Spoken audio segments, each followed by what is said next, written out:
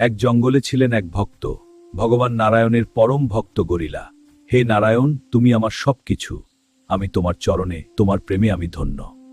ঘন অরণ্যের গভীরে এক বিশাল গরিলা বাস করত। শক্তিতে সে ছিল প্রবল, কিন্তু তার হৃদয় ছিল কোমল ও ভক্তিময়।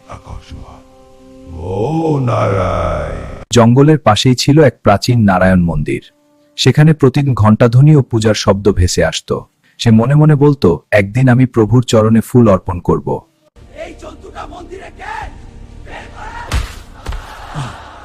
আমি শুধু প্রভুকে ফুল দিতে এসেছি।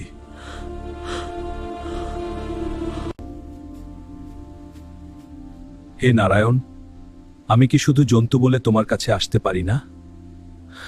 আমার ভক্তি কি অমূল্য নয়? গরিলা দেখতে পেল হঠাৎ চারদিকে উজ্জ্বল আলো ছড়িয়ে পড়ল। বাতাস থেমে গেল, চারপাশ নিস্তব্ধ হয়ে গেল।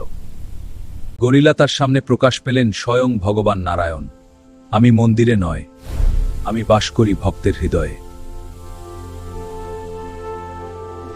আমার প্রিয় ভক্ত, আমি তোমার ভক্তিতে অতি সন্তুষ্ট হয়েছি। হে আমার প্রভু, হে আমার ভগবান না। তারপর থেকে গরিলা বনের ভিতর ভগবান নারায়ণকে নিজ হাতে মাটি দিয়ে বানিয়ে পূজা করে।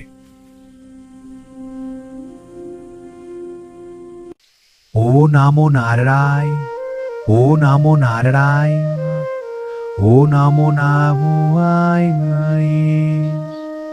সেদিন প্রমাণ হয়ে গেল, শক্তিতে নয়, অহংকারে নয়, মুক্তি লুকিয়ে আছে ভক্তিতে।